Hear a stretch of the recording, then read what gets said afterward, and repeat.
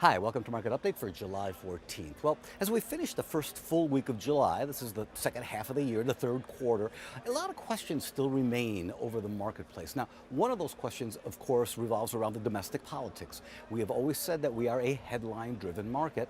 Pay attention to the politics coming out of D.C., more importantly to the policies that might or might not be enacted before year end, specifically tax policies, and we've talked about that a little bit. Now, the other thing, and one of the most important factors for the marketplace, is the Federal Reserve.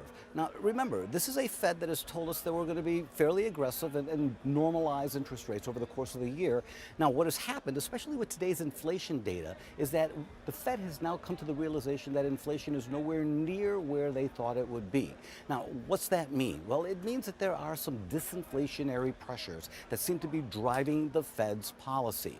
It also means that more than likely the Fed is going to be less reluctant to act over the course of these next few months, even though the market had priced all of that in. Now, for the fixed income markets, we saw exactly what we expected.